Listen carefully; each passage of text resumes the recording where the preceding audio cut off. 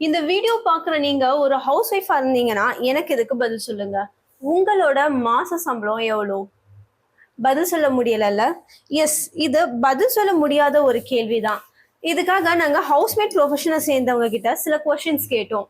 அதாவது house wife அவங்க வீட்டுல சும்மா செய்யற வீட்டு வேலைகளை வருமானத்துக்காக மத்த வீடுகளுக்கு போய் பண்றவங்க. அவங்க கிட்ட உங்க மாசம் சம்பளம் எவ்வளவுன்னு கேட்டா அதுக்கு எங்களுக்கு ஆவரேஜா கிடைச்ச பதில் சமைக்கிறதுக்கு தனியா 5000 ரூபாய், அது போக வீடு கிளீன் பண்ணி பாத்திரம் விளக்குறதுக்கு 3000 ரூபாய் அண்ட் பாத்ரூம் கழுவுறதுக்கு மட்டும் மாசம் 1000 ரூபான்னு ஒரு தனி சார்ட்டே ரெடி பண்ணி வச்சிருக்காங்க. இதை தவிர குழந்தைங்களை பாத்துக்கிற டே கேர் சென்டர்ல வேலை பாக்குறவங்களுக்கு எவ்வளவு சம்பளம் இருக்கும்னு நீங்களே சர்ச் பண்ணி பாருங்க.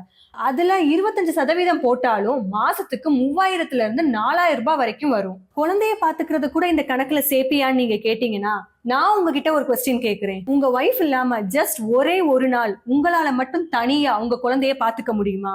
ஒருவேளை இந்த கேள்வியை கேட்டதே ஒரு பொண்ணா இருந்தீங்கன்னா பிளீஸ் இதுல இருந்து கொஞ்சம் வெளியே வாங்க. அம்மானாலே குழந்தைங்களுக்காக, புருஷனுக்காக, வீட்டுக்காக எல்லாத்தையும் பார்த்து பார்த்து செய்வாங்க. அவங்களுக்காக எதையும் யோசிக்க கூட மாட்டாங்கன்னு நிறைய பேர் புகழ்ந்து கேட்டிருப்பீங்க. இதெல்லாம் கேக்குறப்போ ஏதோ அவங்க நம்மள ஒரு தியாகி ரேஞ்ச்ல வச்சு பாக்குற மாதிரி தான் இருக்கும். பட் இதுக்கு பின்னாடி இருக்க ரியாலிட்டி என்ன? அந்த தியாகிகளுக்கு பெருசா என்ன கிடைச்சிருது? அத்தனை வேலையும் பார்த்துட்டு ஒரு கால் வலிக்கு தைலம் வேணும்னா கூட அதையும் வாங்கி தர சொல்லி உங்க கணவர் கிட்ட தானே போய் நிக்கணும். அப்ப கூட அதுக்குள்ளேயே தீர்த்துட்ட என்னதான் பண்ணுவியோன்னு அவங்க கிட்ட இருந்து ஒரு கிண்டல் பேச்சு வேற வரும். 5 ரூபா சாக்லேட் வாங்கினாலும் சரி, 500 ரூபா ட்ரெஸ் வாங்கினாலும் சரி, அவங்க கிட்டதான் போய் நிக்கணும். எப்பயாவது பொண்ணுங்க அவங்க அம்மா வீட்டுக்கு போறப்பையும் ஆசையா அவங்களுக்காக ஏதாவது வாங்கணும்னாலும் இல்ல அவங்க அவசரத்துக்கு ஏதாவது பணம் கொடுக்கணும்னாலும் நம்ம ஒருத்தட்ட கேட்டுதான் எல்லாம் பண்ண வேண்டியதா இருக்குல்ல. இந்த வீடியோ பார்த்துட்டு இருக்க யாராவது ஒரு ஆண் சொல்லுங்க, எந்த சம்பளமும் கொடுக்கலைனாலும் நான் வேலை பார்ப்பேன்னு. அப்கோர்ஸ் எல்லா ஆம்பளைங்களும் அவங்களோட குடும்பத்துக்காக தான் சம்பாதிக்கிறாங்க. ஆனா அவங்களுக்குன்னு தனிப்பட்ட செலவுகள் இருந்தா அவங்க யாருக்கிட்டையும் போய் நிக்கிறது கிடையாது. பட் ஹவுஸ் ஒய்ஃப்ஸோட நிலைமை, வீட்டுல சும்மா இருக்க இவளுக்கு அப்படி என்ன பெருசா தெரிஞ்சிட போகுதுன்ற அலட்சியமும் பல இடங்கள்ல இருக்கு. இப்படி எந்த ஒரு அங்கீகாரமும் மரியாதையும் இல்லாம வீட்டுல வேலைகளை மட்டுமே பார்த்துட்டு இருக்க பொண்ணுங்களோட இந்த நிலைமைக்கு பேர் என்ன தெரியுமா? கொத்தடிமைகள்.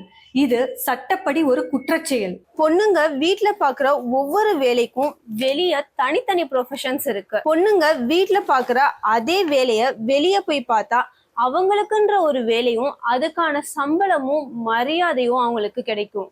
ஆனா வீட்டுல எல்லா வேலையும் பார்த்துட்டு அவங்களுக்கு கிடைக்கிற பேரு வீட்டுல சும்மா இருக்கா. ஐ கெஸ் நம்ம பாக்குற வேலைக்கெல்லாம் எதையும் எதிர்பார்க்காம சும்மா வேலை பார்க்கறதுனாலதான் நம்ம வீட்டுல சும்மா இருக்கோம்னு சொல்றாங்களோ. ஸோ லேடிஸ், நீங்க பாக்குற வேலைக்கான சம்பளத்தை நீங்க ஃபிக்ஸ் பண்ணுங்க. பெண்கள் வீட்டை கவனிச்சுக்கிறதாலதான் ஆண்களால வீடு பத்தின டென்ஷன் இல்லாம வெளியே போய் ஃப்ரீயா வேலை பார்க்க முடியுது. உங்க சம்பாத்தியத்துக்கு பின்னாடி பல பேர் சொல்ற மாதிரி வீட்டுல சும்மா இருக்கிற பொண்ணுங்களோட உழைப்பும் இருக்கு. சோ அந்த உழைப்புக்கான சம்பளத்தை கேட்கறது பொண்ணுங்களோட உரிமை, அதை கொடுக்கறது ஆண்களோட கடமை. நான் இந்த வீடியோட ஸ்டார்டிங்ல கேட்ட அதே கேள்வியை இப்ப மறுபடியும் கேட்கிறேன். ஹவுஸ் ஒய்ஃப்ஸ், உங்களோட மாத சம்பளம் எவ்வளோ?